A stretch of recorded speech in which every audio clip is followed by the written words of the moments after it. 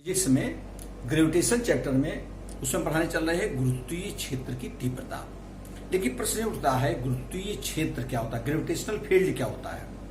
जैसे बताया गया है पृथ्वी जो है या ब्रह्मांड में जितने भी पूरे हमारे पिंड हैं सब एक दूसरे को एक निश्चित बल से दूसरे को अपनी ओर आकर्षित करते हैं, जिसके संबंध में न्यूटन ने एक नियम दिया जिसको कहते हैं न्यूटन के गुरुत्वाकर्षण का नियम।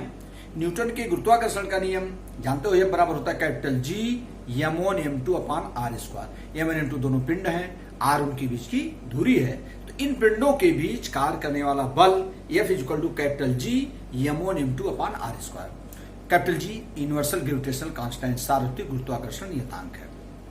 तो ये जो गुरुत्वाकर्षण बल होता है पृथ्वी का, तो हम यहाँ पर गुरुत्वीय क्षेत्र पृथ्वी के बारे में पढ़ाने चल रहे हैं कि पृथ्वी का गुरुत्वाकर्षण बल जितनी एरिया में काम करता है, कहने मतलब कि यह पिंड यह पृथ्वी कितनी एरिया में दूसरे पिंड पर बल लगा रही है, वो पृथ्वी का होता है गुरुत्वीय क्षेत्र। पृथ्वी के चारों तरफ का वह क्षेत्र जहां तक उसके गुरुत्वाकर्षण बल का अनुभव किया जाता है या होता है, जहां तक उसका गुरुत्वाकर्षण बल इफेक्टिव होता है, वो होता है गुरुत्वीय क्षेत्र।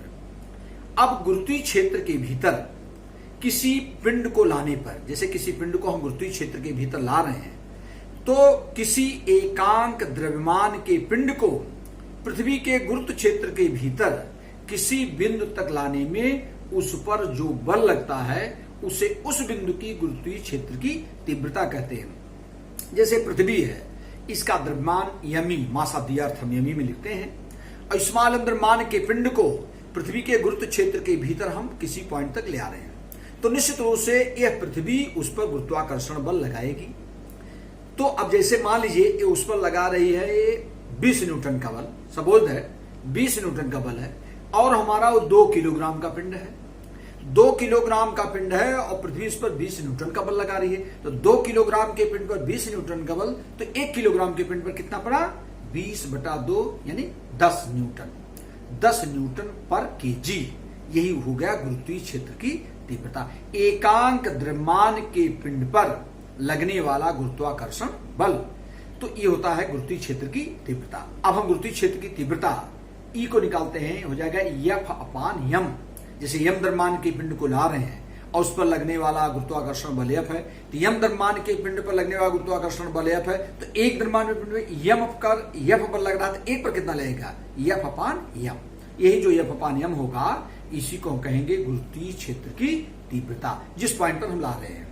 गुरुत्वीय क्षेत्र के भीतर फोर्स पर यूनिट मास, एकांक द्रव्यमान के पिंड पर लगने वाला बल ही गुरुत्वीय क्षेत्र की तीव्रता होती है। गुरुत्वीय क्षेत्र की तीव्रता E बराबर हो जाएगा या I बराबर हो जाएगा, I बराबर हो जाएगा F अपान m। जैसे मान लीजिए हम स्मॉल m द्रव्यमान के पिंड को ला रहे हैं, जैसे ये पृथ्वी हमारा है और ये पृथ्वी की त्रिज्या हमारा है RE, radius of the earth RE।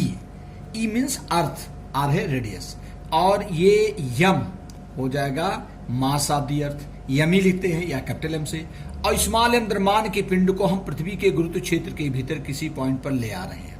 जरा ध्यान दीजिए, ये हमारा स्मॉल m द्रव्यमान का पिंड है, तो निश्चित रूप से पृथ्वी इस पर बल लगाएगी, ग्रेविटेशनल फोर्स इस पिंड पर लगेगा, वो हमारा F है। तो m द्रव्यमान के पिंड पर, m द्रव्यमान की जो बॉडी उस पर लगने वाला ग्रेविटेशनल फोर्स F है, तो एक पर कितना लगेगा, m पर F है, m द्रव्यमान के पिंड पर लगने वाला फोर्स हमारा F है, तो एक पर कितना हो जाएगा, एक पर कितना हो जाएगा, F अपान m। इसी कहते हैं intensity of the gravitational field, गुरुत्वीय क्षेत्र की तीव्रता।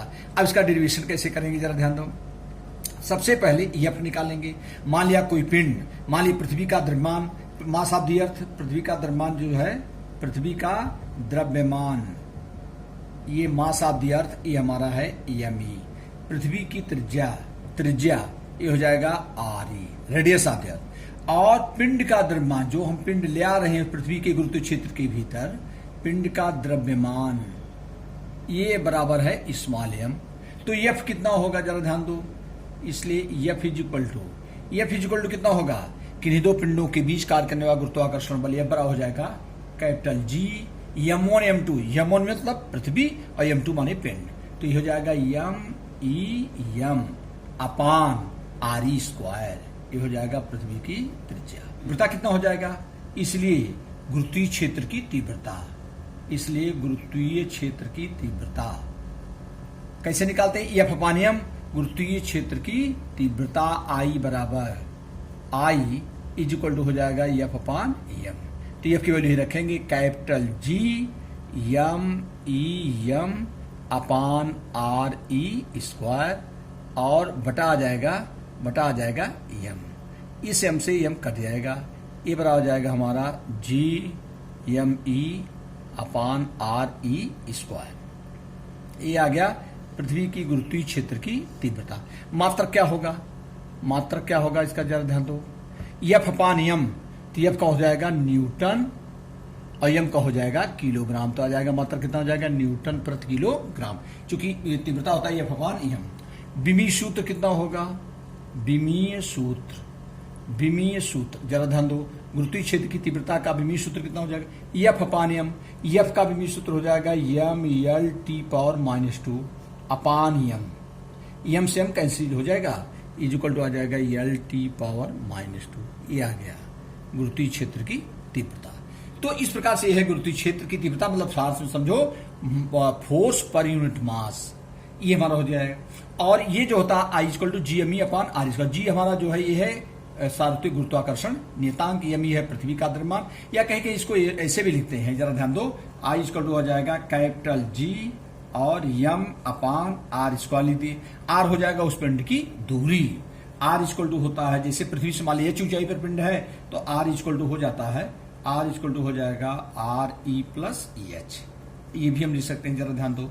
लेकिन चूंकि ये जो है आर ई की त्रिज्या की तुलना में ये पिंड की, जब अगर कोई पिंड पृथ्वी के निकट है तो ये स्मॉल आर का मान, ए एच का मान जो होता है in comparison to R E बहुत कम होता है, इसलिए उसको निकट मान लेते हैं, R equal to R E मान लेते हैं।